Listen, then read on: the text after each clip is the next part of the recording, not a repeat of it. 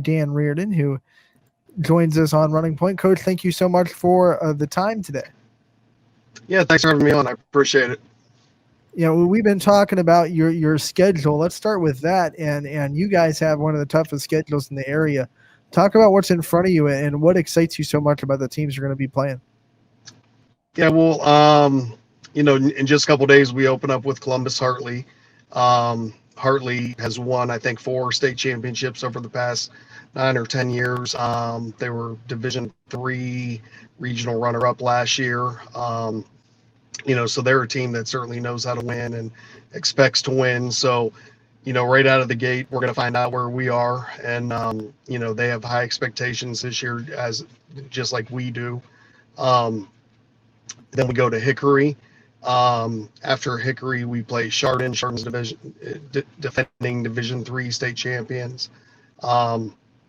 We have Fitch, Boardman, Harding, Mooney, East Cheney, St. V's. So, a lot of good football. A lot of great teams on our schedule, to say the least.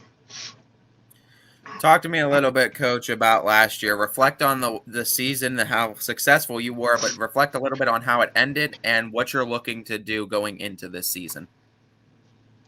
It was disappointing last year. We had a handful of really good players who were contact traced with COVID. None of them had COVID, but they were near somebody who did test positive.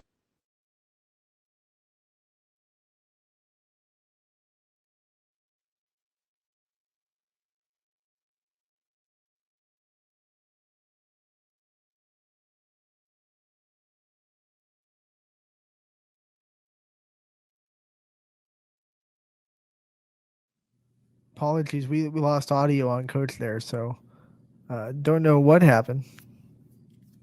We can't hear you, Coach.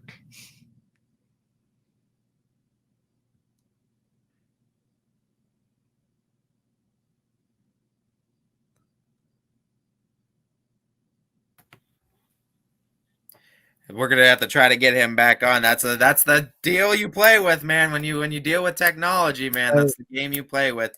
And of course, too, there's something that doesn't want this to be said. Maybe someone's listening in and doesn't want Dan Reardon to spill the beans on the disappointment from last year. Hopefully we could get him back on, though, because there's definitely a lot more we want to talk with about the Ursuline football program too, because you and I both, and all of us at YSN, so excited for this season for the Irish. Billy Mack, I think, another one of those guys that are really hot on the Irish too. You see him on Power Hour. Steve, I think we got everything back. I think we got him back, Coach. I think we got him back. I think we left off too. You were talking about the I'm not sure what happened there. Yep, we left off right where last we heard you. We were talking about how the players had been contact traced, and that prevented a few players from last year from missing the game. Yeah, it was just a really frustrating thing, and it was hard to handle. But at the same time, it also served as motivation throughout the off season. And I think our guys have a chip on their shoulder, and are playing with the attitude of we have unfinished business. That's got to be really good for you guys to have that chip on your shoulder when everyone is kind of.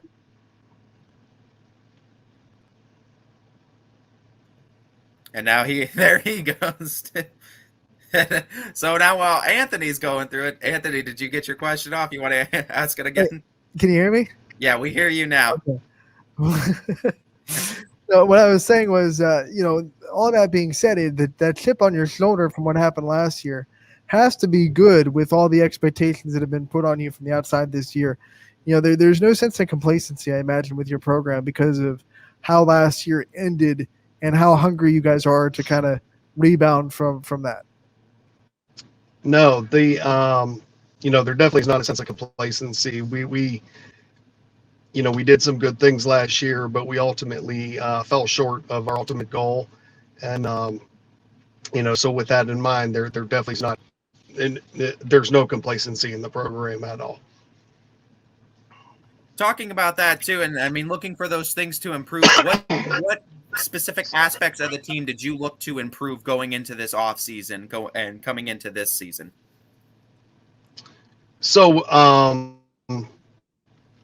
that's a good question. We always just try to get stronger, bigger, stronger, faster in the off season, and really attack the weight room. And I think we had a phenomenal work ethic this past year. Our kids bought in. Our kids were very, very consistent with their attendance and effort, and as a result, we are a much stronger football team than we were a year ago.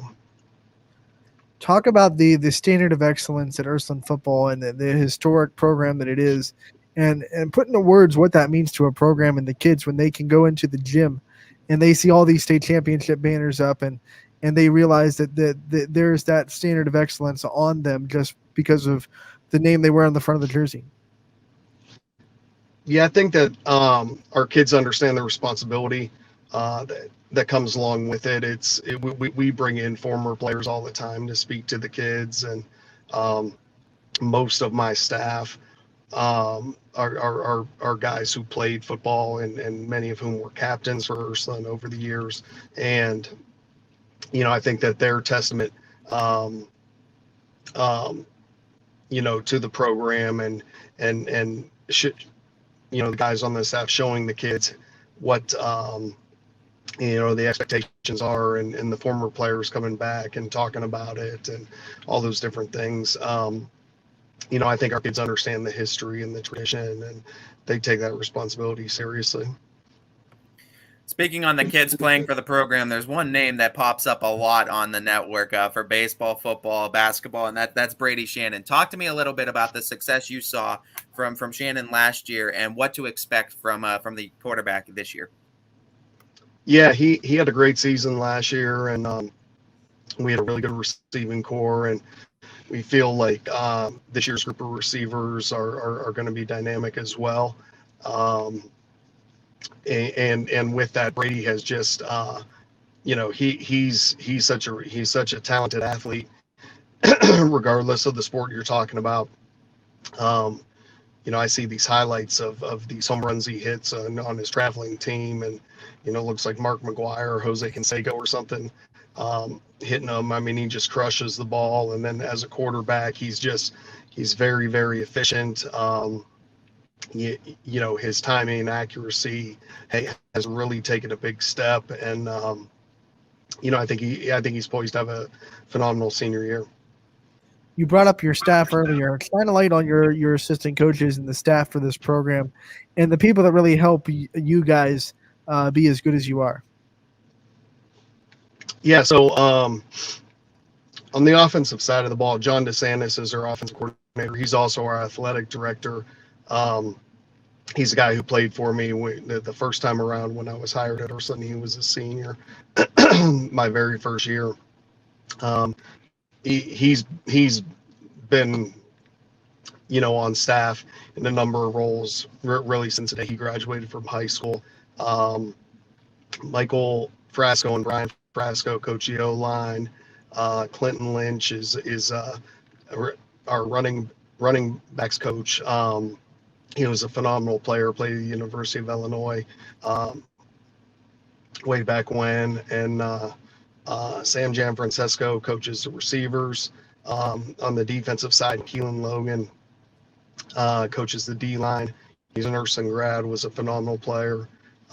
Tim McGlynn coaches the linebackers. Andrew Frasco and Matt Guarneri, both are Ursuline grads. They are co-defense coordinators. And then Matt Green coaches the secondary.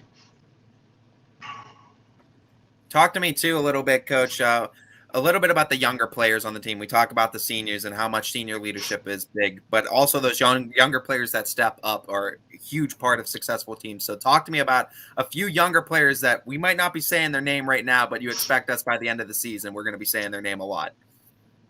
Yeah, so I think there's a couple that stand out. One is Tyreek Dunlow, who played a little bit down the stretch for us in the playoffs last year as a freshman, and really had a phenomenal offseason, got bigger and stronger, and He's going to start at defensive end for us. I think he's going to have a really good year. Jack Erickson is a sophomore quarterback, defensive back, who, you'll hear his name a lot, particularly at free safety this year. Xavier Dawn is another one who, a young tight end, defensive end. Lorenzo Rorabaugh is a linebacker, tight end. Those are probably the key guys out of the younger guys.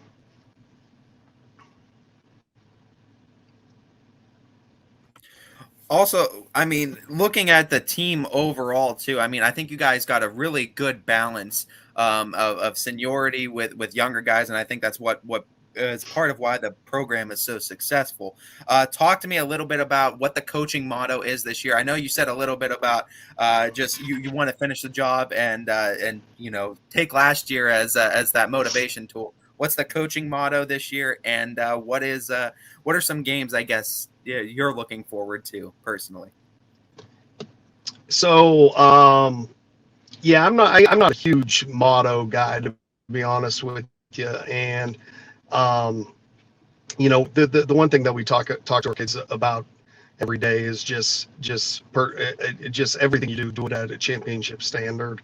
And, it isn't something that we put on a t-shirt or anything, but we talk about it all the time, just championship level.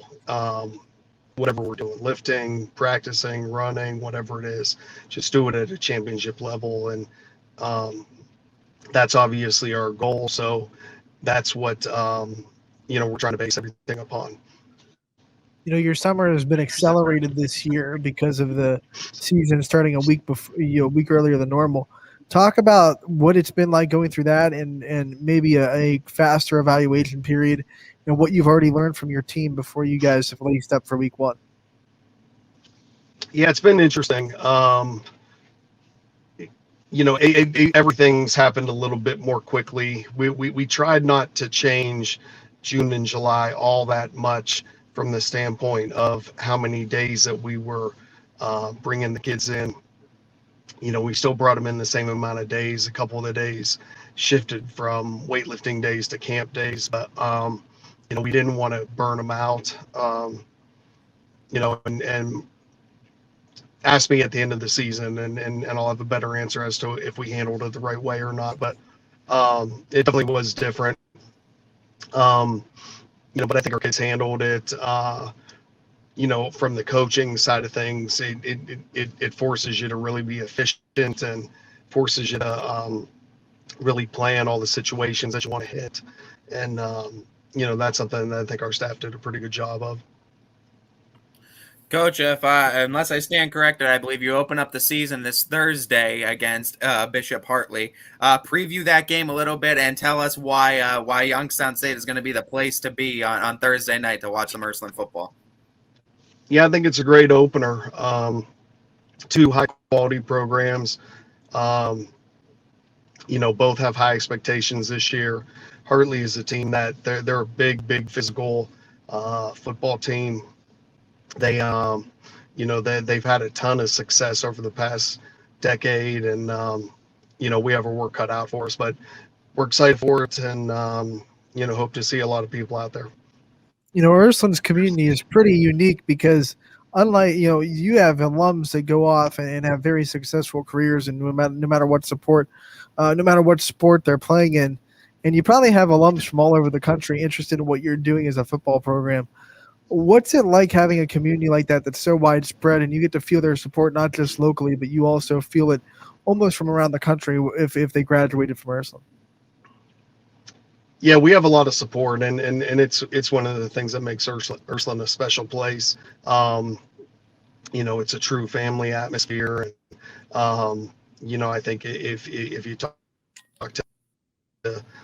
to people who played 15, 20 years ago, they would tell you the same thing. And it doesn't matter when you play. It's just there's a certain camaraderie that comes along with it, and the Irish fans have always supported, and again, it's one of the things that make it special. Before we let you go, Coach, you've had so many players go through your program in your career. what's the one thing that you hope that your players take away when they graduate from Ursuline and they've been under you for 4 years? That's a good question. So, I think that they just know that I was just pushing them to be their very best and trying to hold them accountable, and hopefully the goal was to take them further than they realized they had the ability to go. All right, Coach, thank you so much for joining us today and giving us your time. I know you obviously have to be pretty busy 2 days away from game day. We appreciate the time, and we look forward to covering you guys and talking to you again real soon. All right, thanks. Take care, guys.